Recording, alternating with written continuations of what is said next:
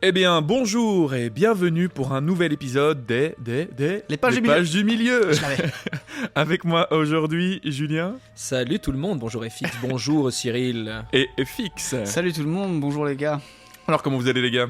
Bah ça va cette semaine, très bien. Très content de faire cet épisode. La grande forme, j'ai découvert des choses très intéressantes en le préparant, des Ouais, choses ouais. auxquelles je ne m'attendais pas. Ah bah dis donc. Plein d'infos là Une cette utilise. semaine, ça va Incroyable. être cool. Eh bien, la semaine dernière, nous avions rencontré une Galadriel à deux faces, si vous vous souvenez bien, une belle et majestueuse, ou alors impressionnante et terrible. Nos héros prenaient un repos bien mérité dans le pays de Lorien et se ressourçaient de la magie des elfes avant de repartir pour le voyage vers la montagne du destin. Cette semaine, nous allons partir de ce pays magnifique en passant par les eaux et nous diriger vers les fameuses chutes de Rhoros. Mais avant, délectons-nous d'un dernier repas. Peut-être que notre hôte a quelques cadeaux de départ à nous offrir, qui sait. Ne traînons plus, enfilez vos capes elfiques, rechaussez vos bottes de marche. J'espère que vous n'avez pas le mal de mer. Mais avant toute chose, je vous rappelle que nous arrivons bientôt à la fin de notre premier tome du Seigneur des Anneaux et que nous allons faire un petit épisode intermédiaire durant la courte pause qu'il y aura entre la fin de cet tome-ci et puis le début des tours des deux tours. Et nous allons donc faire une FAQ, comme on vous l'a déjà dit dès la semaine dernière. Donc n'hésitez pas à nous envoyer des questions, encore une fois, sur les réseaux sociaux, par email, où vous voulez. Précisez que c'est des questions d'FAQ, vous avez déjà été quelques-uns à le faire. Donc on a déjà quelques questions, mais plus on en a, mieux c'est. Donc n'hésitez vraiment pas. Alors sans plus attendre, démarrons tout de suite.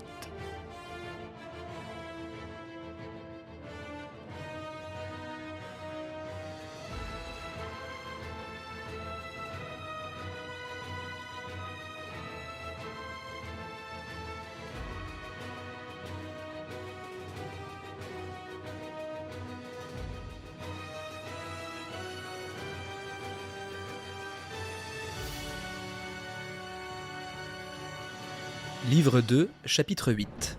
Adieu à la Laurienne. La même nuit où Frodon et Sam avaient plongé leur regard dans le miroir de Galadriel, toute la compagnie fut convoquée devant Celeborn et la dame de Laurienne pour parler de leur départ. Le moment est venu où ceux qui désirent poursuivre la quête doivent endurcir leur cœur pour quitter ce pays. Ceux qui ne veulent pas aller plus loin peuvent rester quelque temps ici avant de retourner chez eux, mais nul ne peut être assuré de la paix, car nous sommes arrivés maintenant au bord du destin. Ils ont tous décidé d'aller de l'avant, dit Galadriel, scrutant leurs yeux. Quant à moi, dit Boromir, le chemin de chez moi est en avant, et non en arrière. C'est vrai, dit Celeborn. Mais toute cette compagnie doit-elle vous accompagner à Minas Tirith ? Nous n'avons pas encore décidé de notre itinéraire, dit Aragorn. Au-delà de la Lothlorienne, j'ignore ce que Gandalf avait l'intention de faire.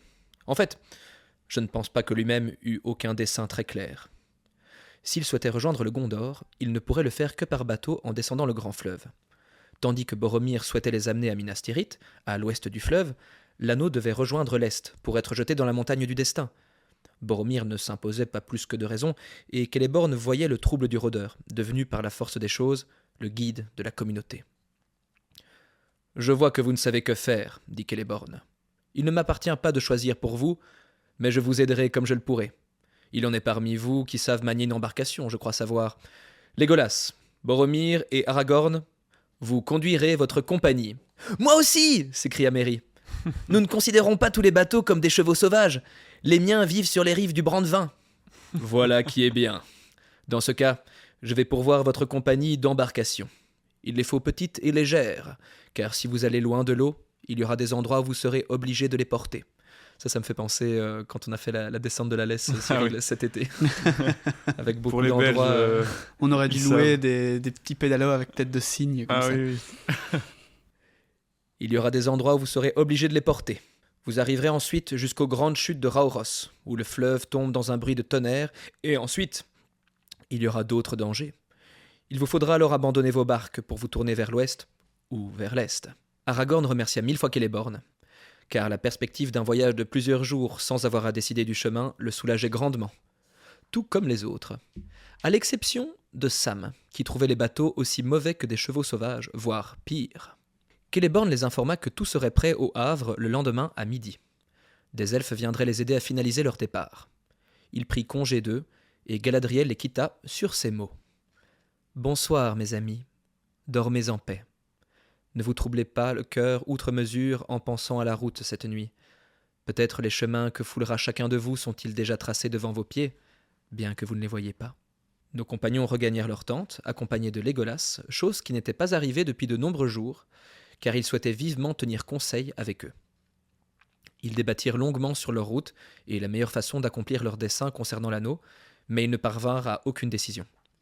La majorité d'entre eux désiraient se rendre d'abord à Minas Tirith et échapper au moins un moment à la terreur de l'ennemi. Ils auraient volontiers suivi un guide sur le fleuve et jusqu'à l'ombre du Mordor, mais Frodon ne disait rien et Aragorn était encore indécis. Il projetait initialement d'accompagner Boromir et, avec son épée, de contribuer à la délivrance du Gondor. Mais depuis la chute de Gandalf, il savait qu'il ne pouvait à présent abandonner l'anneau. Et pourtant, quelle aide pouvait-il, lui ou quiconque dans la compagnie, apporter à Frodon, hormis celle de l'accompagner aveuglément dans les ténèbres ? « J'irai à Minas Tirith. »« Ça se mérite, Minas mérite. »« J'irai à Minas Tirith, excusez-moi. »« Je le garderai celui-là. »« J'irai à Minas Tirith, seul s'il le faut, car c'est mon devoir, » dit Boromir. Il garda un moment le silence, les yeux fixés sur Frodon, et reprit la parole. « Si votre seul but est de détruire l'anneau, la guerre et les armes sont assez inutiles, et les hommes de Minas Tirith ne sont d'aucun secours. Mais si vous désirez détruire le pouvoir armé du Seigneur ténébreux, c'est alors folie que d'aller sans force dans son domaine, et folie de rejeter... ce serait folie de sacrifier des vies, je veux dire. Il s'agit de choisir entre défendre une place forte ou marcher ouvertement dans les bras de la mort. Du moins, c'est ainsi que je vois la question. » Frodon aperçut quelque chose de nouveau et d'étrange dans les yeux de Boromir, et il le dévisagea fixement. La pensée de Boromir différait manifestement de celle qu'il avait exprimée dans ses derniers mots. Ce serait folie de rejeter. De rejeter quoi ? L'anneau du pouvoir ? Il avait déjà dit quelque chose de ce genre au conseil, mais il avait alors accepté la correction d'Elrond. Aragorn, plongé dans ses propres pensées, n'avait visiblement rien entendu de ce dernier échange, et ainsi s'acheva leur débat, alors que les autres hobbits dormaient déjà. Au matin, tandis qu'ils commençaient à emballer leurs minces effets, des elfes qui parlaient leur langue vinrent leur apporter de nombreux présents, de nourriture et de vêtements pour le voyage. La nourriture était principalement sous forme de galettes, faites d'une farine légèrement dorée d'un côté et couleur crème à l'intérieur. Gimli prit un des gâteaux et le regarda avec incertitude. « Du tram !»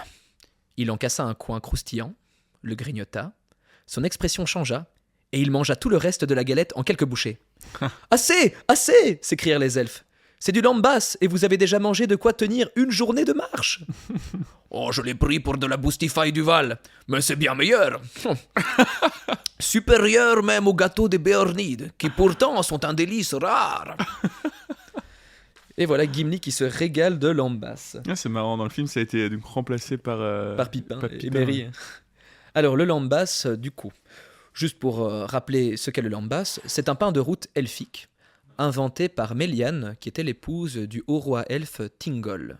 Originellement assez rare, la recette fut transmise à Beleg Cutalion, un grand chasseur elfe, puis enfin arriva à Galadriel.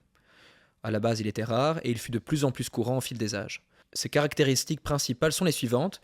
Il peut nourrir un homme pour une journée en une seule bouchée. Et tant qu'il est emballé dans sa feuille de mélirne, il garde toute sa fraîcheur, ne pourrit pas et ne durcit pas. Alors, en cherchant ces informations succinctes sur le lambas, j'ai découvert du coup l'existence de ce certain Beleg Cutalion. Et j'ai été pris d'une petite curiosité. Je me suis demandé qui est ce grand chasseur. J'ai cherché des informations. Et j'ai trouvé une histoire assez passionnante via Beleg Cutalion, celle d'un autre personnage dont j'aimerais vous raconter l'histoire. Ce personnage, il apparaît dans le Silmarillion, également dans les contes et légendes inachevés, et aussi dans le livre Les Enfants de Húrin. Alors, tout ce que je vais raconter ici, ce sera la vie de ce personnage. Donc ceux qui seraient peut-être plongés dans Les Enfants de Húrin et qui ne voudraient pas en savoir plus, qui préféraient garder la surprise pour leur lecture en solitaire, je vous invite à peut-être passer plusieurs minutes de ce podcast pour nous rejoindre plus tard, car je vais vous raconter l'histoire magnifique et tragique de Túrin Turambar. Alors Túrin, il naît en 464 du Premier Âge. Il est le fils de Húrin, le plus grand guerrier parmi les mortels, et de Morwen. Retenez bien, Morwen, c'est un personnage important. Il a également une sœur, Urwen. Par la lignée de ses parents, il fait partie d'une des familles d'hommes les plus importantes. À cette période, la guerre fait rage contre le seigneur noir Morgoth, mais les hommes et les elfes semblent reprendre l'ascendant sur leur ennemi, surtout depuis que les amants tragiques Beren et Luthien ont réussi à dérober un des Silmarils. Alors rappelez-vous, je vous en avais parlé dans l'épisode, le chapitre je pense 11, Un poignard dans le noir, lorsque Aragorn se trouvait avec les hobbits et leur racontait la légende de Beren et Luthien au coin du feu. Ouais, tout à fait. Donc à ce moment-là, il racontait toute leur épopée et le fait que Beren et Luthien avaient réussi à reprendre un Silmaril au seigneur noir Morgoth. Alors Túrin, lorsqu'il n'a que 5 ans, il subit une malédiction assez terrible. C'est le souffle maléfique envoyé d'Angband. Angband, c'est la forteresse de Morgoth. Et Túrin va être affecté par ce souffle, ce poison. Et il survivra, contrairement malheureusement à sa sœur Urwen qui en décédera. Et cette perte l'affectera grandement.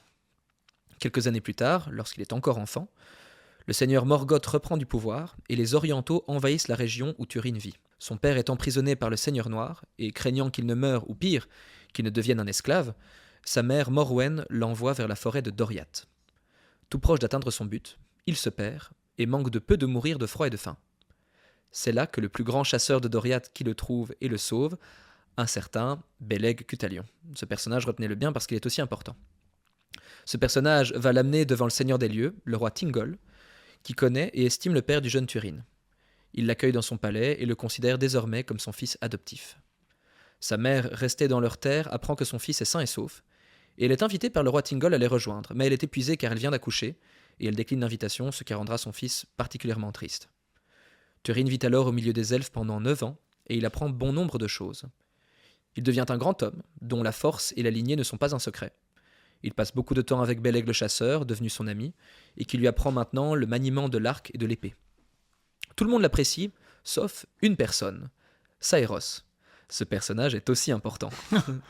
Ce dernier ne cessera de le critiquer et de le mépriser, ce à quoi Túrin ne répondra rien.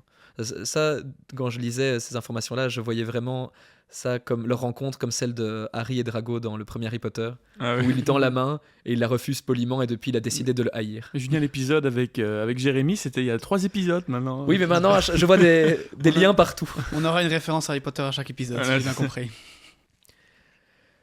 L'emprise de Morgoth se fait de plus en plus forte sur les terres natales de Túrin et il n'y en a plus de nouvelles, ce qui le pousse à aller se battre. Il ne revient presque plus au palais qu'il a vu grandir, mais il entretient toujours des liens étroits avec Beleg. Après plusieurs mois de combat, Túrin revient finalement épuisé au palais de Ménégroth. Son père adoptif Thingol est absent, et Túrin s'assied alors à une table réservée, sans le savoir, à la place de Saeros. Ce dernier débarque, insulte sa mère, et ils s'empoignent tous deux. Túrin est raisonné par un ami et s'en va alors en silence. Seulement, Saeros n'en a pas fini avec lui. Le lendemain, il lui tend une embuscade dans les bois que Túrin déjoue. Pour lui donner une bonne leçon, il l'oblige à se mettre nu et à courir comme un cerf pour chasser. Donc ne reproduisez pas cette cascade chez vous, hein. Ça c'est seulement pour les elfes aguerris. Seulement, Saeros finit par prendre peur, se croyant en réel danger de mort. Il tente de sauter par-dessus un rapide cours d'eau pour échapper à son poursuivant, mais il manque son atterrissage, glisse et se brise la nuque sur une pierre. Bien que des témoins aperçoivent la scène et comprennent qu'il s'agit d'un accident, Túrin est persuadé qu'il sera jugé coupable et préfère fuir avant de subir la justice du roi. Il quitte alors le royaume de Doriath et rencontre une troupe de hors-la-loi avec qui il traînera quelque temps, et il retrouve d'ailleurs son ami Beleg qui avait été capturé par ces mêmes hors-la-loi. Il est libéré, et bien qu'il invite Túrin à revenir en Doriath car innocenté, ce dernier refuse. Il continue ses aventures avec les bandits et retrouve à nouveau Beleg plus tard, qui préfère rester avec son ami plutôt que d'attendre son retour au palais. Il travaille à changer les actions du groupe et à les pousser à faire le bien autour d'eux. Leur troupe gagne alors en notoriété dans la région, et ils sont rejoints par d'autres qui souhaitent vaincre Morgoth. Cette notoriété arrive jusqu'aux oreilles du Seigneur des Ténèbres, qui remonte la trace de la compagnie. Il envoie des orques qui massacrent tout le monde, sauf Túrin, qui est capturé, et Beleg, qui arrive à s'échapper de justesse. Emmené à coups de fouet vers Angband, Túrin est épuisé, meurtri, mais suivi par son ami chasseur, en secret.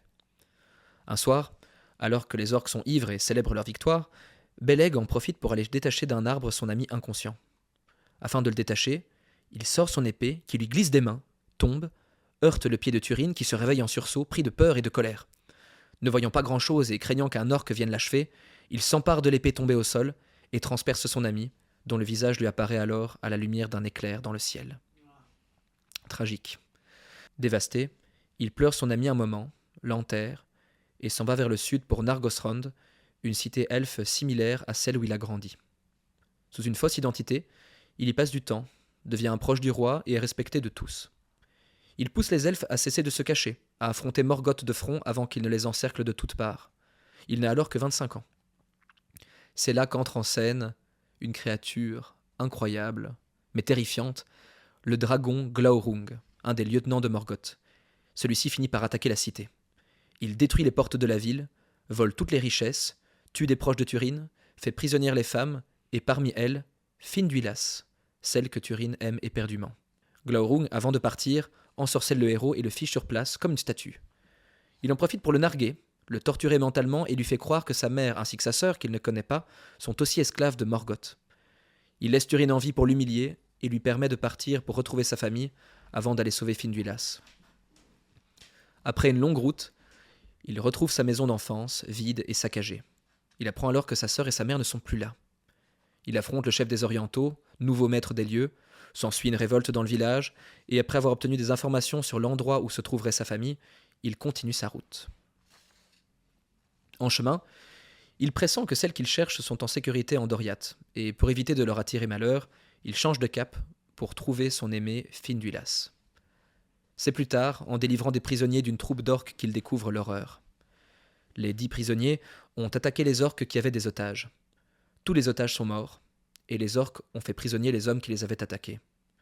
Le corps de Finduilas a été cloué à un arbre, en guise d'avertissement. Fou de chagrin, Túrin s'effondre, comme mort, et il est embarqué sur un brancard par ses nouveaux compagnons. Il se réveille plusieurs semaines après dans la forêt de Bretil, où l'avaient ramené les forestiers, anciens prisonniers qu'il avait délivrés. Il adopte le nom de Turambar, maître du destin en Quenya, et continue de combattre les orques qui croisent sa route. Un jour, alors qu'il se recueille sur le tertre où repose le corps de sa bien-aimée, il sauve une jeune fille qui semble sous le choc, incapable de parler et qui pleure abondamment. Elle semble avoir traversé de terribles épreuves et Túrin la fait venir parmi les siens pour la soigner et s'occuper d'elle. Évidemment, ils tombent amoureux et ils finissent par se marier. Ils jurent alors de ne plus se battre qu'en cas d'extrême nécessité, mais ce jour arrive bien vite, car le dragon Glaurung est de retour. Il se dirige à présent vers la forêt de Bretil. Grâce à un plan minutieux et beaucoup de bravoure, Túrin vient à bout du dragon en lui transperçant le ventre de son épée, mais, éclaboussé par du sang nocif du dragon, il s'évanouit et ses compagnons le croient mort. Revenant en Bretil, il apprend que sa femme est morte. Elle avait été jadis ensorcelée par le dragon pour lui faire perdre la mémoire et la tourmenter. Une fois le dragon mort, le sort s'était dissipé, et croyant son mari tué par le dragon, elle n'avait pu le supporter, et s'était donc jetée dans un fleuve. Túrin, découvrant cela, rejoint une vieille connaissance elfique qui lui révèle la terrible vérité. Sa femme qu'il venait de perdre n'était autre que sa jeune sœur Nienor, sa sœur qui était née alors qu'il vivait déjà en Doriath, celle qu'il n'avait jamais vue. Dévasté, il maudit Morgoth et se donne la mort avec son épée. C'est ainsi que s'achève la triste vie de Túrin, fils de Húrin. Il est dit que lors du Dagor Dagorath, la fin du monde, lorsque Morgoth reviendra, c'est Túrin qui portera le coup fatal au Seigneur des Ténèbres, vengeant ainsi les enfants de Húrin, ainsi que tous les hommes. Waouh, merci. Tout ça parce qu'il a mangé un peu trop de lambas, Gimli. Tout ça parce que je cherchais des informations sur le lambas, exactement. C'est une très belle histoire, très tragique. C'est vraiment pour moi une histoire... T'as envie d'en faire un film de 3 heures ou une série. Ah, qui sait. Ou alors déjà de lire le livre. Ben ouais, non, Ouais. mais moi je connaissais bien les personnages, mais je connaissais pas du tout l'histoire, donc moi ça me fait plaisir d'avoir... C'est un bel exemple de, encore une fois, on le répète, du vaste univers que Tolkien a créé, de la possibilité de... tu fais des recherches sur du lambas et tu finis sur un conte qui pourrait être finalement une œuvre entière. Et ce qui est aussi fascinant, je trouve, dans cette histoire-là, c'est que les influences des contes, légendes et mythes européens sont tellement visibles. Roméo et Juliette en l'occurrence. Édipe, Roméo et Juliette. Ouais, Édipe aussi. Mais ils conviennent plus moi de me dire en fait que le légendarium, tout ce que Tolkien a créé est beaucoup plus soft et peace, parce qu'en vrai, il y a des trucs assez hardcore. quoi. Enfin, même ça, c'est dur hein, quand même ce qui se Bah ouais. passe. sa femme qui se fait clouer sur un Et là arbre, encore, je vous ai vraiment on parlait fait, de Celebrimbor qui s'est fait pendre Tout à fait. comme un fanion. Et là, je vous ai fait encore la version résumée parce qu'il y a plein d'autres personnages avec des histoires de trahison, de jalousie, donc c'est quand même très. Bah, C'est un très, livre très riche. entier, finalement. Ouais. Du coup, c'est le livre, c'est Les Fils de Urine, c'est ça? C'est les enfants de Hourin, vous pouvez Les retrouver enfants de cette Hourin. histoire, notamment, il n'y a pas que celle-là, dans les enfants de Hourin. Il y a aussi des mentions de ces personnages-là ou des bribes de leurs aventures dans le Silmarillion ou encore dans les contes et légendes inachevées. Et voilà. Ok. Et je suppose que, connaissant Tolkien, si on regarde un peu l'arbre généalogique de ces personnages-là, on va arriver Il y a tout un arbre généalogique Ouais, très riche et très bien fourni on va sur toute arriver à la descendance à de nos ces personnages actuels ou à Elrond ou quelque chose comme ça. Ça, Parce moins qu'il sûr. fait partie des grandes familles. Moins sûr, parce qu'en fait, ça je ne l'ai pas précisé, mais en fait, pourquoi est-ce que Turin a eu cette vie si tragique? C'est parce que son père, Hourin, qui combattait Morgoth et était un de ses plus fervents adversaires, a été maudit par Morgoth. Et lui et toute sa lignée, toute sa famille ont été maudits. C'est pour ça que Turin a un destin tragique et tous les enfants de Hourin. Ouais. D'où le titre du livre. C'est ça. Alors, revenons à présent à nos compagnons qui venaient de découvrir le Lambas. Les elfes venus leur apporter des vivres distribuèrent à chaque membre de la compagnie des vêtements. Pour chacun, il y avait un capuchon et un manteau fait à sa taille d'une étoffe soyeuse, légère mais chaude, que tissaient les Galadrim. La couleur en était difficile à définir. Il semblait gris, avec un reflet de crépuscule sous les arbres, mais bougé ou placé dans une autre lumière, il devenait du vert des feuilles dans l'ombre, du brun des champs en friche la nuit, ou de l'argent sombre de l'eau sous les étoiles. Chaque manteau s'agrafait autour du cou par une broche semblable à une feuille verte veinée d'argent. Ces habits elfiques ont la couleur et la beauté de toutes ces choses dans le crépuscule de la Laurienne que nous aimons. Ce ne sont pas des armures, mais ils devraient vous être de grands services. Ils sont légers à porter et assez chauds ou frais selon les besoins. Et vous les trouverez très utiles pour vous cacher à la vue d'yeux hostiles, que vous marchiez parmi les pierres ou parmi les arbres. Vous êtes en grande faveur auprès de la dame, car c'est elle-même et ses suivantes qui ont tissé cette étoffe, et jamais auparavant nous n'avons vêtu des étrangers du costume des nôtres. Après leur repas du matin, la compagnie fit ses adieux à la pelouse près de la source. Tous avaient le cœur lourd, car c'était un bel endroit, et il leur était devenu comme leur propre pays. Comme pour leur rendre ce départ moins pénible, Haldir apparut près d'eux, sur l'herbe. Frodon l'accueillit avec joie. « Je suis revenu des défenses du Nord, et je suis envoyé à présent pour vous servir de nouveau de guide. Les montagnes sont troublées, il y a des bruits dans les profondeurs de la terre. Si quelqu'un d'entre vous avait pensé rentrer par le Nord, eh bien vous n'auriez pas pu passer de ce côté. Mais allons. Votre chemin est maintenant en direction du Sud. Je me demande si cette mention de la terre qui est troublée et de ces grondements sous la terre, ce ne serait pas le Balrog. Je sais que il chute avec Gandalf dans les mines de la Moria. Ils s'affrontent en montant les escaliers qui leur permettent de revenir en haut d'un col et que ce combat durait longtemps. J'ai en souvenir qu'ils se battaient pendant une semaine. Ouais, je crois que Peut-être long, que c'est déjà trop, c'était il y a trop longtemps et que là en fait on est beaucoup plus tard. Et tu vois, je me demandais ce qui se passe sous la terre. Est-ce que c'est pas une des autres créatures à l'heure de l'ombre qui se trouve sous terre? Est-ce que c'est est-ce qu'il y a des passages sous la terre de troupes de Sauron? Ouais, bref, ça pourrait être au littéral ou alors c'est juste figuré, mais bon, on pourrait s'imaginer ça. C'est vrai que bon, quand on sait que 7 Balrogs qui se sont battus ont littéralement, enfin, et le reste des hommes et des elfes ont fait littéralement tomber un continent entier, Oui. on pourrait imaginer qu'un Balrog qui se bat contre Gandalf Enfin, c'était à surtout full puissance. C'était surtout les Valar en fait qui ont, Ah oui, bien sûr. qui ont pu détruire tout ça. Fasse C'est- en tout c'était cas un juste peu une question bouger que je le me posais, sol hein. comme un tram qui passe en dessous, un métro qui passe en dessous. D'ailleurs, je voudrais revenir là-dessus parce que je pense que c'est dans l'épisode dernier, on se demandait tiens si ils étaient au courant qu'il y avait littéralement un Balrog dans la Moria. Qui On donc, sait- les elfes ou la Tout le compagnie? monde, tout le monde. Donc tout le monde savait qu'il y avait eu un fléau de Durin, donc qui avait tué Durin et fait fuir les nains, etc. Mais on se demandait s'ils savaient que c'était que c'était précisément un Balrog. Et en fait, il y avait un peu de confusion dans la discussion en réécoutant. En fait, je pense qu'ils ne savaient pas du tout qu'il y avait un Balrog. Ils étaient au courant qu'il y avait un fléau, mais ils ne savaient pas que c'était un Balrog. Et même Gandalf n'osait même pas imaginer que c'était un vrai Balrog qu'ils avaient réveillé, quoi. Parce qu'ils savent effectivement qu'il y a des choses dans le fond, mais un vrai Balrog, non. Et c'est pour ça d'ailleurs qu'il est étonné, qu'il ne sait pas du tout ce que c'est. La première fois qu'il ressent sa magie, il ne sait pas ce que c'est. C'est vrai que moi j'ai tendance à minimiser presque la puissance du Balrog parce que Gandalf lui tient tête comme si c'était tous les 4 matins qu'il le faisait. Ouais. Mais en fait, c'est vrai que quand on y pense, même lui devait en être terrifié parce que c'est quand même un des oui. êtres les plus puissants de la Terre du Milieu et C'est comme rencontrer un démon, Ouais, un démon ouais. ultime, quoi. Ah, Ouais, mais d'ailleurs, on parle souvent des 2 Istari bleus dont on a très peu d'informations. Mais moi, en fait, je suis toujours beaucoup plus frustré de ne pas savoir où sont les 4 derniers Balrogs. Mais c'est vrai, quand il en reste du coup 4, on se souvient que... Joue aux cartes dans le fond. Bah, c'est peut-être eux qu'on dans entend une justement à autre ce grotte, moment-là. ouais. Mais on se souvient que du coup, il y en a un qui a été tué par Actelion, il y en a un qui a été tué par Glorfindel, et ici Ouais. un par Et il en Gandalf. reste encore 4. Il y en a 4 qui ont donc disparu comme le fléau de Durin l'a fait, qui sont probablement allés se cacher quelque part, mais on ne sait pas où, quoi. Et du coup, Vu que l'histoire du Seigneur des Anneaux se passe dans notre monde, mais il y a très longtemps, peut-être Bah. qu'il s'en trouve déjà peut-être un sous le volcan de l'Etna. Ça tombe, Ah, c'est ouais. Trump. Mais non, c'est les forces de la nature. Non, ça tombe. Il y a des complotistes qui vont dire que Trump est un Balrog. C'est pas un reptilien, c'est un Balrog. Regardez dans cette vidéo, il y avait du feu. Là. C'est pour ça qu'il est orange. Ah oui, là ça ferait sens, effectivement. Mais en tout cas, ouais, donc c'est 4. Parce que voilà, les dragons, il y avait Smoke qui restait. Je sais pas s'il reste d'autres dragons qui ont survécu outre ça. Smoke étant probablement l'un des derniers, mais voilà, les 4 Balrogs, où sont-ils? Est-ce qu'ils sont aussi sous la terre quelque part? Enfin, je sais pas, moi ça me passionne un peu de savoir. Bah écoute, on peut lancer un crowdfunding pour mener une expédition. S'il vous plaît, financez notre voyage en Terre du Milieu. On veut essayer de retrouver les Balrogs. C'est une expédition très légitime. Pour Discovery Channel ou.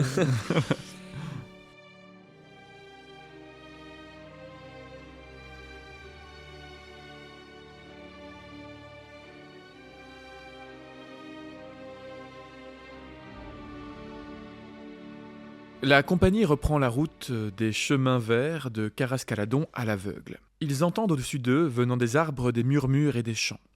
Enfin, Aldir leur fait descendre les pentes au sud de la colline et ils retrouvent bientôt la grande porte ornée de lampes et le pont blanc. C'est ainsi qu'ils ressortent et quittent pour de bon la cité des elfes. Se détournant de la route pavée, ils prennent alors un chemin qui s'enfonce dans un épais bosquet de mélirnes et poursuivent une route sinueuse dans des bois vallonnés, aux ombres d'argent, menant sans cesse vers le bas, au sud, et à l'est vers la rive du fleuve. Ils parcourent alors une dizaine de milles, et quand midi approche, ils arrivent à une haute muraille verte. Ils la traversent alors et sortent soudain du couvert des arbres. Devant eux s'étend une longue pelouse d'herbe éclatante. Sur la droite, à l'ouest, le Célébran s'étale scintillant. À gauche, à l'est, le grand fleuve le remue ses larges eaux, sombres et profondes. Sur les rives d'en face, vers le sud, les arbres continuent de s'aligner à perte de vue, mais toutes les berges sont mornes et dégarnies. Aucun malorne ne s'étend, chargé d'or, au-delà du pays de Lothlorien.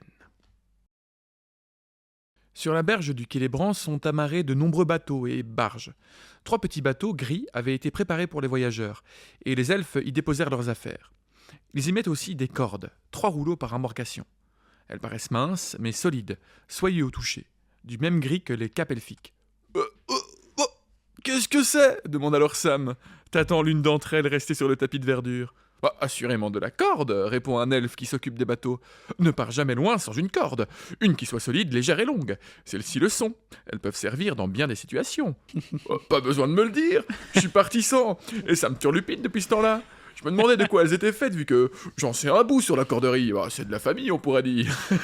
La résolution de l'arc narratif sur les cordes de Sam. Sam vient de trouver son meilleur pote, tu vois. Je vois bien Sam totalement emballé par cette histoire de corde et l'elfe qui est là, bah c'est une corde, non mais ça va, me parle pas des cordes de famille, ça m'intéresse pas. Ouais, ou alors ils vont geek out pendant des heures. Non, justement. Tu vois, Sam, on y va, Justement, Sam. Non, attendez 2 secondes, je parle de L'elfe cordes est là. trop content d'avoir trouvé un mec qui adore les cordes autant que lui, tu vois. Il dit ah mais oui, les cordes, on ne parle jamais sans ses cordes. Hein. Toi aussi t'es d'accord, enfin. D'ailleurs, petit aparté, mais effectivement, Zabeth, une auditrice fidèle, nous a fait remarquer par commentaire sur Facebook que on avait dit que Sam allait recevoir une corde de la part de Galadriel comme cadeau, parce qu'effectivement, dans les films de Peter Jackson, c'est Galadriel qui lui offre cette fameuse corde elfique qu'il attendait tant. Mais on le remarque ici, que c'est effectivement un elfe qui lui donne, et ce n'est Non, pas mais du c'est tout évident. le Moi, cadeau je de Galadriel. le savais très bien que c'était uniquement dans le film et pas Ah dans oui. le livre. Nous avons juste oublié de le préciser, voilà. Non, voilà, c'est une erreur de notre part. Mais merci Zabeth de nous l'avoir reprécisé. Ouais, tout à Et fait. ça tombait bien parce que c'était justement dans ce chapitre-ci qu'on allait avoir Ouais. cette correction. Ouais, bah oui, parfois c'est difficile pour nous de faire la différence entre les films et les livres. Hein. Souvent, les deux se mélangent un peu. Peut-être qu'un jour, nous arriverons à vraiment savoir exactement qu'est-ce qui appartient à quoi. Même. Puis nous ferons un podcast pour résumer chaque chapitre du film. Voilà. Alors là, à l'écran... Mais je sais qu'il y a c'est de onering.com, je pense. Donc c'est un site internet de fans, voilà, comme nous, qui ont une section qui référence toutes les différences entre les films et les livres. Donc si jamais vous voulez aller voir, de onering.com.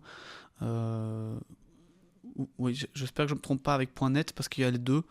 Mais voilà, je crois que c'est .com. Ok. En tout cas, revenons du coup à notre cher Sam, qui est tout heureux d'avoir trouvé son meilleur copain. Et Egon qui lui dit qu'il en sait un bout sur la corderie, puisque c'est de la famille. Et voyant son enthousiasme, l'elfe lui explique que ses cordes sont faites en Nitlin. Et il lui dit même qu'ils auraient pu lui en apprendre beaucoup s'ils avaient su qu'il était passionné par cet art, mais qu'il est maintenant trop tard, à moins que Sam ne revienne un jour dans ses bois. Et il est trop tard, comme par hasard. Les elfes expliquent ensuite à la compagnie que ces embarcations sont de construction légère et astucieuse. Elles diffèrent de celles des autres peuples. On peut les charger comme on veut, elles ne coulent jamais, mais elles sont capricieuses quand on s'y prend mal avec elles. Il conseille alors à chaque membre de la compagnie de s'entraîner à embarquer et débarquer avant de descendre sur le fleuve. Voilà. Visiblement, ça a l'air assez compliqué. Pourquoi pas, hein. Quand on a fait la descente de la laisse, nous, on n'a pas eu d'explication et pourtant, on s'est très bien débrouillé. Ouais, t'as quand même coulé 3 fois, mais bon. Non, c'était volontaire. La compagnie est alors répartie de cette manière. Aragorn, Frodon et Sam prennent place dans une première barque, Boromir, Merry et Pippin dans une autre, et la troisième est occupée par Legolas et Gimli, désormais amis. Pour là, la c'est pas vie. moi qui le dis, c'est donc Tolkien qui le dit là, désormais amis. C'est donc Déjà, le moment- hein. Ouais, déjà. C'est acté, ils sont potes, ils ont fait leur croix de fer, si je te trahis, je vais en enfer, je sais pas, mais ils ont fait un truc et ils sont potes maintenant. Les embarcations étaient dirigées au moyen de courtes pagaies dont les larges pales avaient la forme de feuilles. Quand tout est prêt, Aragorn leur fait remonter le Célébran en guise d'essai. Le courant est fort et leur progression lente. Sam est assis en proue et s'agrippe au bord et jette des regards nostalgiques vers la rive. Il passe alors un coude et là, il voit s'approcher un grand cygne glissant fièrement sur la rivière. L'eau ondoie de part et d'autre de sa poitrine sous son encolure blanche et arrondie. Une musique descend sur la rivière à son approche. C'est un peu Disney en fait. Et soudain... Ah oui, c'est les petits... C'est comment que ça s'appelle? C'est les Small World. Imagine cette musique qui démarre quand t'as Galadriel qui Ah, arrive mon dans Dieu. son signe. Un peu de respect, s'il vous plaît. Pour la dame de Lorient. Voilà. Mais donc, il voit ce signe au loin qui arrive avec une musique qui l'accompagne. Je peux pas m'empêcher de voir cette musique maintenant, mais... Je te remercie, tu m'as gâché le moment. Mais à son approche, il voit que ce n'est non pas un cygne, mais une embarcation, bâtie et sculptée à la ressemblance d'un oiseau par le savoir-faire des elfes. 2 d'entre eux, d'ailleurs, sont vêtus de blanc et la dirigent avec des pagaies noires. Au milieu de la nef est assis Celeborn, et derrière lui se tient Galadriel, grande et blanche. Une couronne de fleurs d'or posée dans ses cheveux et une harpe à la main. Elle chante. Je vins chanter les feuilles d'or et des feuilles poussèrent, et je chantais le vent qui vint et souffla sur la terre. Déjà la lune et le soleil l'océan écumaient, et sur les strandes d'îles marines un arbre d'or poussait. Sous les étoiles argentées brillant à toujours soir, auprès des murs de Tyrion des elfes d'Eldamar. À Eldamar ces feuilles d'or longtemps ont bourgeonné, de 1001 feuillaisons aux branches des années. Mais ici-bas de ce côté des mers séparatrices, les arbres pleurent leur hiver comme autant d'elfes tristes. Au Lorien l'hiver s'en vient, la longue journée est morte, les feuilles choient dans le courant, le fleuve les emporte. Sur ce rivage trop longtemps je me suis attardé, tissant les gerbes desséchées de l'Élanor doré. Mais si je chantais un vaisseau, lequel viendrait à moi? Lequel pourrait, ô Eldamar, m'emporter jusqu'à toi? Si je peux me permettre, juste, je suis vraiment ébloui par la fidélité avec laquelle... Enfin, je sais pas s'il faut en être ébloui ou juste se dire qu'il n'a fait que prendre les phrases du livre, mais quand tu te dis que Peter Jackson a respecté à la lettre le livre au point de faire effectivement le bout de la pagaie en forme de feuille, il l'a fait. Mhm. Le signe sur lequel se trouve Galadriel, il l'a fait. Mhm. Il a même mis dans ce plan qu'on ne voit que dans la version longue, de Sam qui s'installe dans la barque et on voit qu'il n'est pas habitué.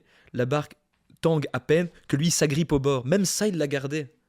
Oui, après, il y a quand même d'autres grosses différences. Oui, bien sûr. avec le livre, Mais il y a des mais petites oui, choses oui, en c'est fait vrai. il a gardé des détails qui permettent juste soit d'ajouter une couche au personnage, soit juste de rendre visuellement l'univers tel qu'il était décrit.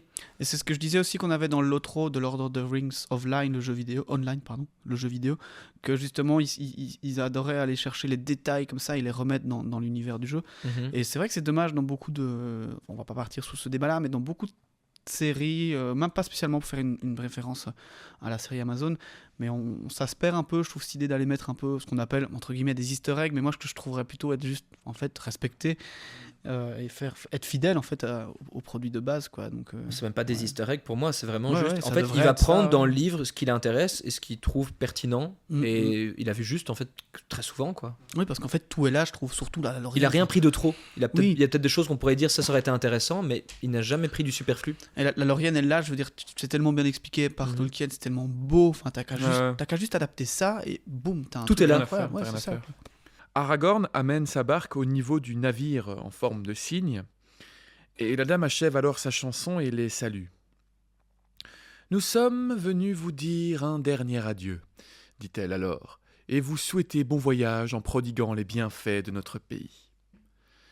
Bien que vous ayez été nos hôtes, indique Celeborn, vous n'avez encore jamais mangé en notre compagnie, ainsi nous vous convions à un festin d'adieu, ici, entre les eaux vives qui vous emporteront loin de la Lothlorienne. » Ils suivent alors le cygne jusqu'à la berge et allèrent sur l'herbe verte. Là se tint le festin d'adieu. Frodon mange très peu, absorbé par la beauté de la dame et par sa voix. Elle ne semble plus désormais périlleuse ou terrible, ni investie d'un pouvoir caché. Déjà, elle lui paraît telle que les elfes apparaissent encore parfois aux hommes des jours ultérieurs, présente et lointaine à la fois. À la fin du repas, Celeborn les entretient à nouveau de leur voyage. Il leur explique qu'en suivant la rivière, ils finiraient par arriver aux chutes du Rhoros. Au pied de ces chutes se trouve le Nindalf, un fleuve dans lequel se jettent les multiples bouches de l'Antaluve, qui trouve sa source dans la forêt de Fangorn. De part et d'autre de l'Antaluve s'étend d'un côté le Rohan et de l'autre côté les mornes collines de Eminmuil. Là-bas, le vent souffle de l'est, car elle donne vue sur le marais des morts et les terres désertes jusqu'aux portes noires du Mordor. On en parle déjà de ce marais des morts. Ça, c'est le chemin que prendront Sam et Frodon. Tout à fait. Les Minmuil, c'est la rivière, c'est l'énorme Les fleuve. Ménuels- Hein. Non, les Ce sont Ménuels, des collines. c'est les petites collines. Ah oui, pardon. Ouais. Comment qu'il dit, Gimli avec des rochers coupants comme des rasoirs. Ouais.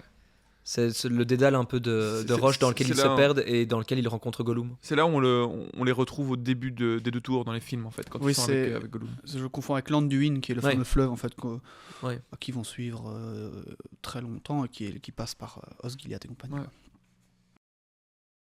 Il conseille, donc, Celeborn conseille alors que ceux qui iront avec Boromir pour gagner Minas Tirith feraient bien de quitter le grand fleuve en amont du Rhoros et de franchir l'Antaluve avant qu'elle n'atteigne les marécages. Mais il leur conseille aussi de ne pas trop suivre l'Antaluve, au risque de s'empêtrer dans la forêt de Fangorn. Il ajoute que la forêt est un étrange pays dont on ne connaît pas grand-chose de nos jours. Boromir admet qu'il a déjà entendu parler de Fangorn à Minas Tirith, mais ce qu'il a entendu dire ressemble bien souvent à des contes de bonnes femmes, comme on raconte à nos enfants. Mais il avoue que jadis, Fangorn se trouvait aux frontières de son royaume, mais qu'aujourd'hui aucun des hommes de Gondor ne l'a plus visité de sa vie. Il ne peut donc pas réfuter ou affirmer les légendes qui sont héritées des années lointaines. Celeborn l'invite alors à ne pas dédaigner la tradition qui nous vient des années lointaines, car souvent il se trouve que les bonnes femmes gardent en mémoire le récit des choses que les sages se devaient autrefois de savoir. Boum, Celeborn. Enfin, boum, Boromir. Alors, Galadriel se lève de l'herbe moelleuse et prend à une de ses demoiselles une coupe. Elle la remplit d'hydromel blanc et la remet à Celeborn. « Il est maintenant temps de boire la coupe d'adieu, dit-elle. Buvez, seigneur des Galadrim, et que votre cœur ne soit pas triste, quoique la nuit doive suivre le midi, et que déjà notre soir approche. » Elle porte alors la coupe à chacun des membres de la compagnie, elle les invite à boire et à faire bonne route. Après ça, elle les enjoint de se rasseoir sur l'herbe et demande que les chaises soient installées pour elle et pour Celeborn. Ces demoiselles se tiennent en silence auprès d'elle, et elle observe un moment ses invités. Enfin, elle parle de nouveau. « Nous avons bu la coupe de la séparation, dit-elle, et les ombres s'interposent entre nous. Mais avant que vous nous quittiez, voici des présents que j'ai apportés dans mon navire, et qui vous sont offerts par le seigneur et la dame des Galadrim, en souvenir de la Lothlorienne. » Elle les appelle alors, chacun à tour de rôle.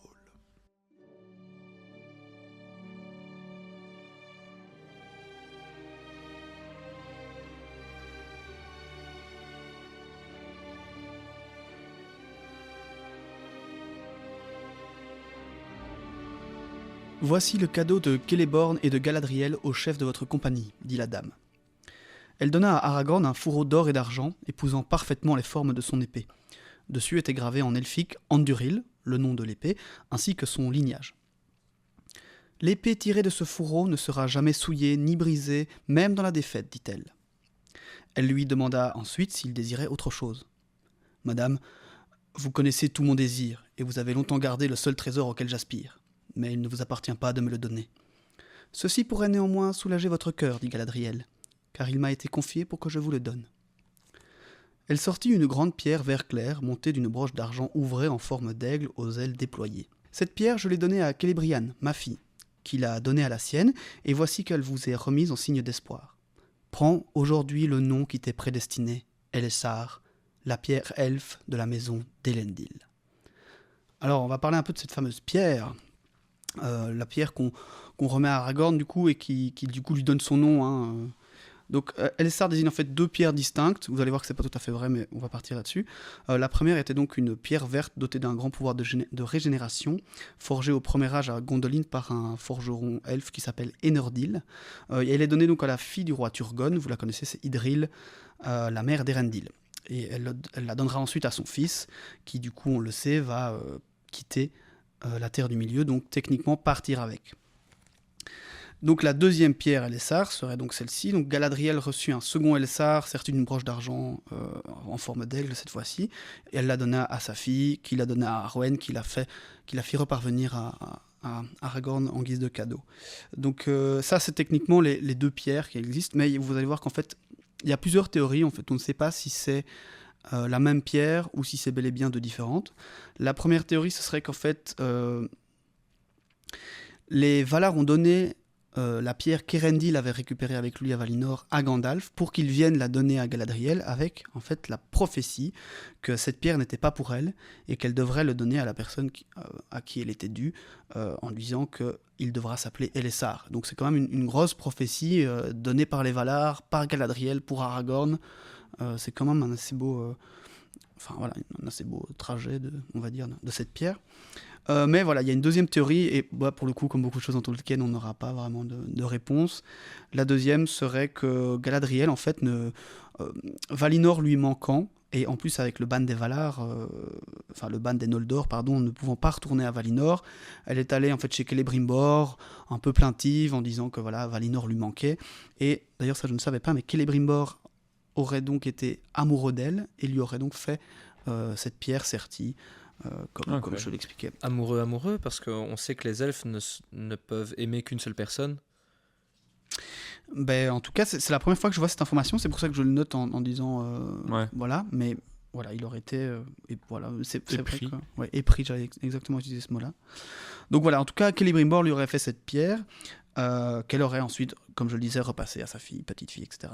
Ainsi, il aura fait d'une pierre deux coups. Pas mal.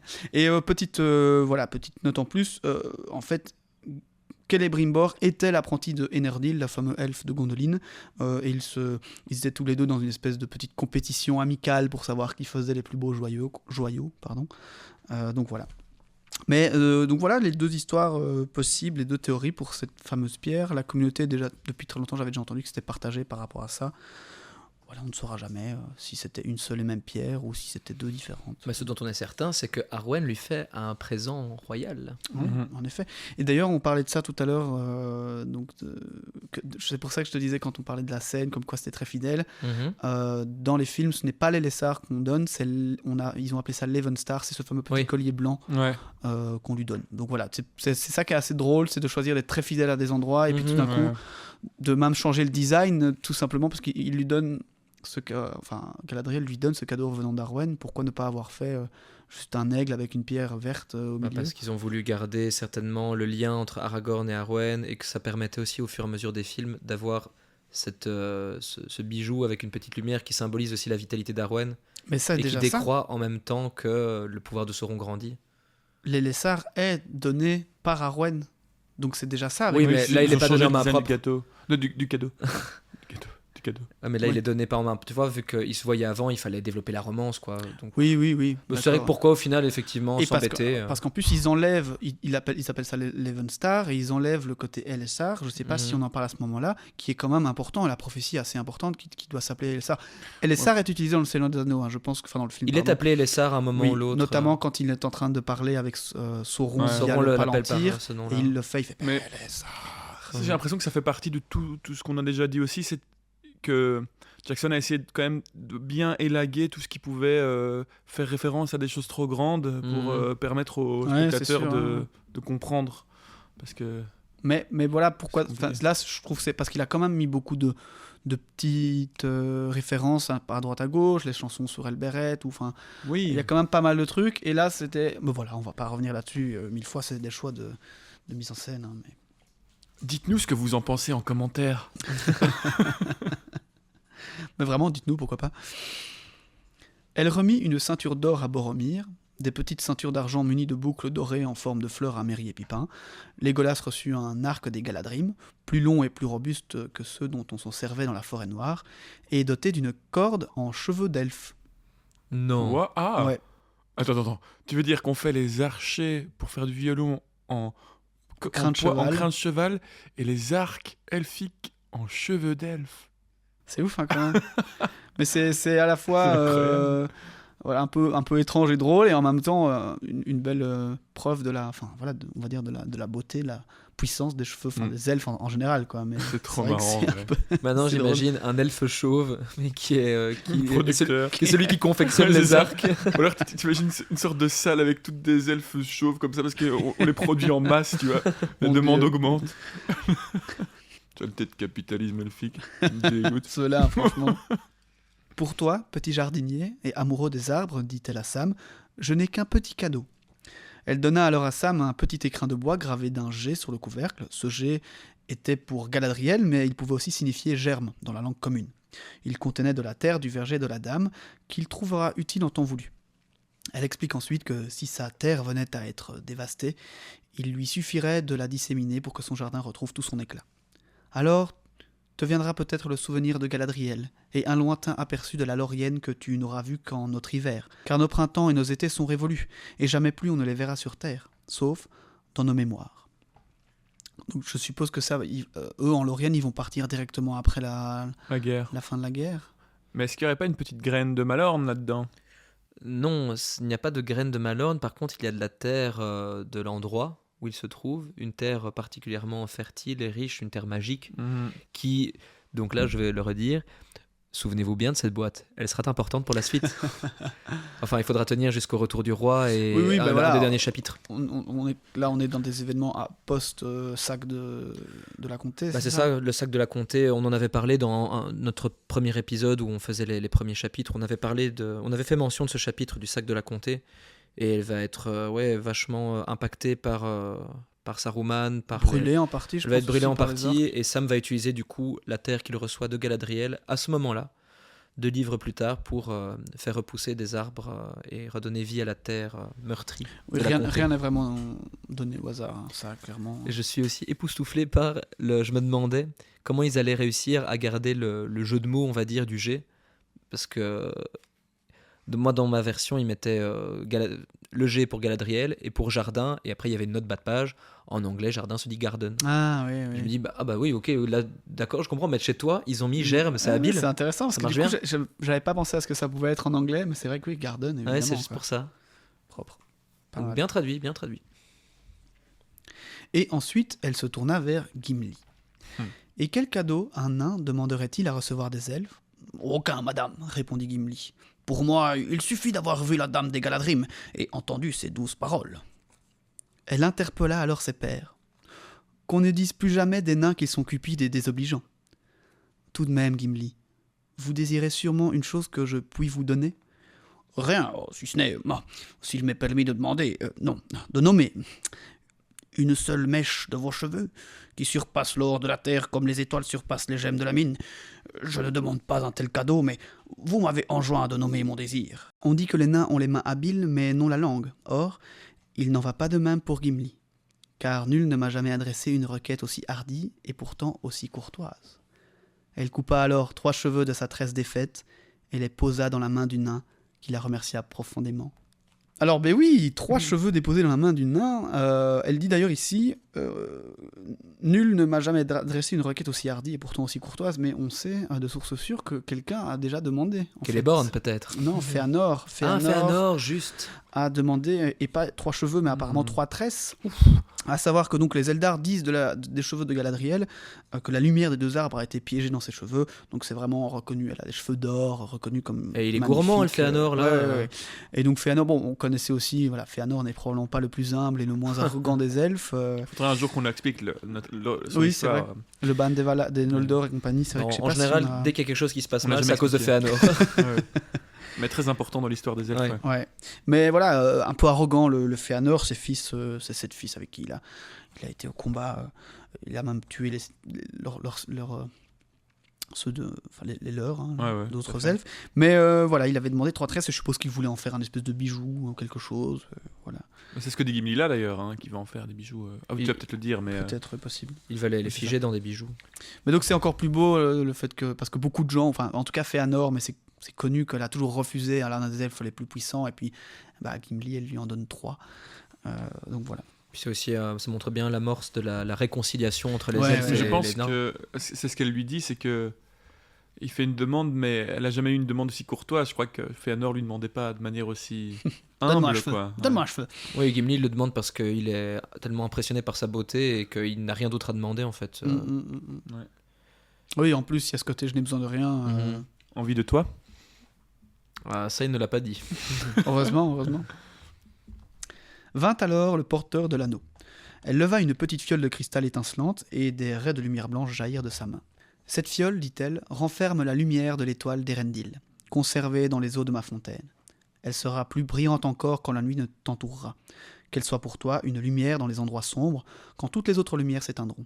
Souviens-toi de Galadriel et de son miroir. Et ça, on verra dans exactement un livre, à Seretungol avec Shelob, qu'il se souviendra bel et bien de Galadriel. On y reparlera à ce moment-là. On en reparlera à ce moment-là, pardon. Frodon prit la fiole, et tandis qu'elle scintillait, il revit la dame dans sa splendeur de reine, grande et belle, mais non plus terrible. Il s'inclina, mais ne trouva rien à dire. La compagnie prit alors place dans les embarcations, et les elfes de Lorien les poussèrent avec de longs bâtons. Les voyageurs restèrent assis, immobiles. La dame Galadriel se tenait non loin, seule et silencieuse. Ils s'en allèrent vers le sud, et bientôt, la dame n'était plus qu'une ombre lointaine, mais malgré tout, elle brillait encore.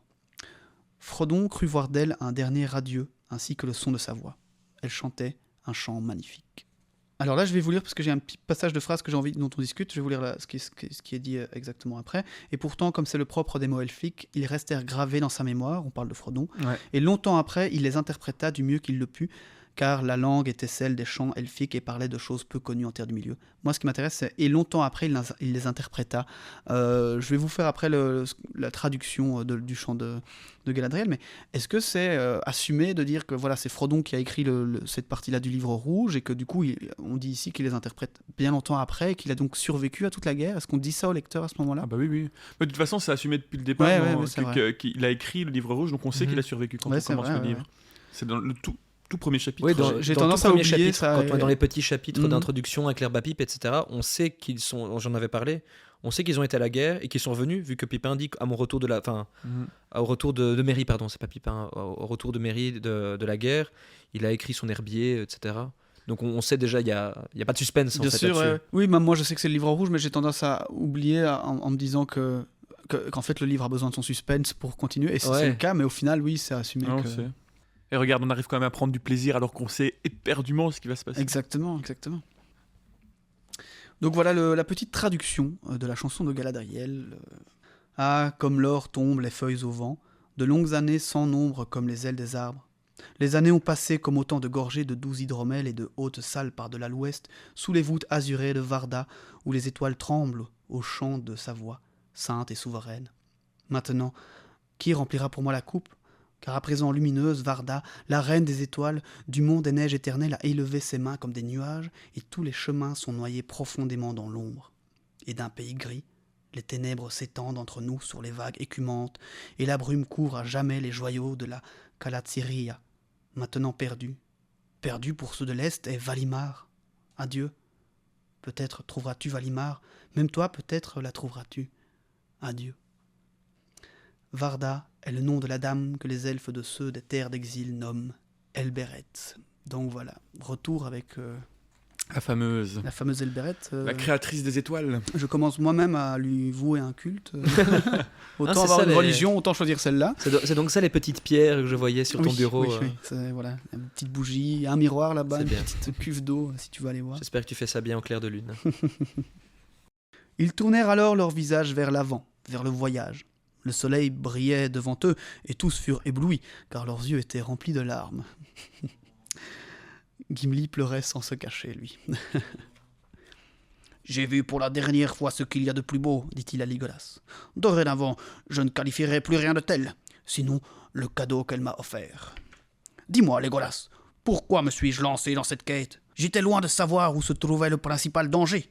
Elrond ne se trompait pas en disant qu'il nous était impossible de prévoir ce que nous rencontrions sur la route. Je craignais le supplice dans les ténèbres, et pareil danger ne m'a pas retenu. Mais je ne serais pas venu si j'avais su le péril que recèlent la lumière et la joie. Ah, hélas, pour Gimli, fils de Glóin. Ah, Gimli, ce poète. C'est incroyable ce qu'il dit là. Ouais, c'est beau. Ouais, j'aime beaucoup ta version Gimli un peu wallonnesque. Oui, les prochaines fois, Ça, c'est magnifique, je j'adore. donnerai mon Gimli, je donnerai le Ah flambeau. non, mais non, non, non, non. On sent tes inspirations et ton passé. Mon Dieu. J'adore. Tous nos auditeurs français qui doivent être là, bah, là, on sent leurs racines. Hein.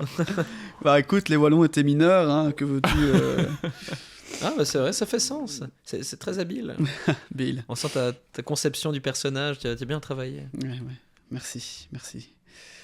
Ainsi la compagnie poursuivit sa longue route. Pas un oiseau ne venait rompre le silence. Le soleil s'embruma à mesure que la journée avançait. Ils se laissèrent flotter dans les heures sombres et calmes. Le pays était morne et froid. Frodon écoutait les faibles clapotements et gargouillis du fleuve parmi les racines et le bois qui flottait près de la rive. Enfin, sa tête tomba sur sa poitrine et il sombra dans un sommeil agité.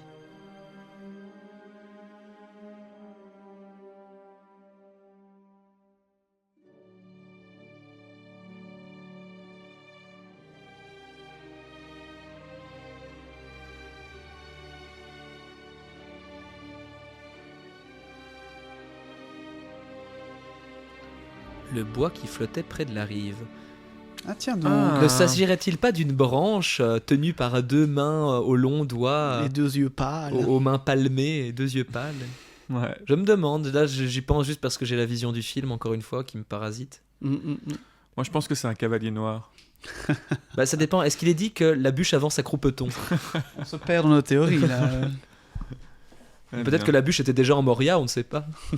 Et mais là, on sent qu'on approche de la fin de ce tome. Hein. Là, Ouais, on ouais, arrive ça à la... arrive tout doucement. Un peu mélancolique comme ça, Ouais. tristesse de départ, cadeau, au revoir, adieu. Mais ne serait-ce pas, en tout cas pour Frodon, clairement le dernier moment de bonheur. Enfin, en tout cas, avant son retour, parce que là, Pour tous, hein, je pense. pas pour tous, parce qu'ils vont quand même avoir des moments où ils sont au Rohan, peut-être un petit peu plus au calme, mais Frodon, Pour Merry et Pipin, oui, mais c'est vrai que pour Frodon et Sam, ça va Frodon, commencer ça à va être la être- descente. C'est vrai que la pour descente Merry et aux Pipin, enfers, ils vont quand même se retrouver dans les greniers de Saruman, et là, ça va être un moment rempli de joie. Oui. mais là, Frodon, il est parti pour juste... Non, Frodon et Sam, là, c'est clair que pour eux, c'est Il y a encore c'est à... maintenant que ça commence vraiment. En fait. Il y a encore avec Faramir en soi. Bon, je dis pas que c'est un moment de bonheur, Ouais, mais non. ça reste un moment où ils seront. Ouais, Une non, c'est pas accalmie. spécialement, Avec l'attaque de Sgiliath. C'est vrai que c'est et une tout. accalmie. Ouais, c'est Mais une eux, accalmie. ils ne sont pas amenés au Sgiliath dans les livres. Ah oui, c'est vrai, Oui, excuse-moi. non. Dans le livre, ils sont lâchés recueillis quelque- par tout à fait. Faramir. Ils sont accueillis par Faramir, qui ne va à aucun moment essayer de leur prendre l'anneau. Oui, Ils tout à vont fait, c'est être vraiment amenés dans différent, cette ça. cache qu'ils ont près de la Forbidden Pool, comme on appelle ça, c'est du lac interdit. Ouais. Mais il ne va pas les amener au Sgiliath. Oui, c'est vrai. Ah voilà, encore une fois des choses qu'on mélange, mais on va... Que tu mélanges. Oui, que je mélange. Mais on y reviendra de toute façon. En tout cas, bon, en fait, on a pas mal de questions que vous nous avez envoyées, mais ne vous inquiétez pas, on y répondra à toutes lors de la FAQ prévue. C'est pour ça qu'on va pas prendre le temps pour l'instant de répondre aux questions que vous nous envoyez maintenant, mais continuez à nous envoyer parce qu'on vous promet, elles seront toutes répondues. Voilà. Et ainsi que voilà, toutes vos questions diverses seront répondues. Donc armez-vous un peu de patience. On arrive déjà donc à la fin de cet épisode, plutôt succinct je pense, assez court, mais voilà, riche en apprentissage sur la lampe basse et d'autres histoires tirées de cela. J'espère que vous aurez passé un bon moment avec nous dans ces derniers instants en Laurienne. Il va falloir maintenant s'armer de force et de courage pour aller affronter la route vers les portes du Mordor si on suit Sam et Frodon. Et il faudra Ou peut-être- ramer aussi. peut-être ramer avant et peut-être un moment se battre contre des Ah. ennemis particulièrement coriaces. On a parlé de Urine et sa C'est- tragédie, mais la tragédie ici ne fait qu'arriver. Donc, Elle commence par Boro et finit par Myr. En tout cas, n'hésitez toujours pas, comme je dis, à nous envoyer des questions, à nous suivre sur les réseaux Instagram, Facebook ou envoyer des questions par email aussi, ça marche. Les pages du milieu. Les pages du milieu. N'hésitez pas à nous mettre une note sur les plateformes où vous nous écoutez, à recommander le podcast à vos copains et vos copines parce que voilà, ça fait toujours plaisir. Vous êtes de plus en plus nombreux encore une fois à nous suivre et vraiment c'est motivant pour nous. C'est vraiment très chouette d'avoir vos réactions et puis de voir l'audience qui grimpe. Et voir nos fidèles Et, qui sont toujours présents. C'est vrai. infidèle. Non mais c'est vrai, tous les commentaires des personnes qui nous laissent régulièrement des commentaires, ça fait plaisir d'échanger avec vous. C'est Clairement. toujours gai d'avoir un retour. Donc voilà, n'hésitez vraiment pas. On se retrouve donc la semaine prochaine pour Le chapitre sur le grand fleuve. voilà, L'avant-dernier chapitre de ce livre. de ce Ah ouais, livre. ça y est, Ouais, déjà. On y arrive bientôt. On vous réserve des bonnes surprises pour la reprise juste après, ne vous inquiétez pas. J'ai l'impression qu'on a commencé il y a 3 semaines. J'ai l'impression Ouais, qu'on a c'est commencé ça, il y a putain. longtemps et en même temps pas du tout. Ouais. Ça va très vite. Je me souviens quand les premiers chapitres sortaient, je me disais on est que là, on est encore en comté. C'est quand qu'on sort de la Ouais, comté Mais en fait, après ça, Et en fait, ça te décolle. file, hein, ouais. ouais. En tout cas, voilà, je vous souhaite à toutes et à tous un bon dimanche, une bonne journée, peu importe quand vous l'écoutez ce podcast, une bonne semaine et bien à la semaine prochaine. À la semaine simplement. prochaine. Belle semaine à tous, au revoir. Ciao, Salut ciao. à tous.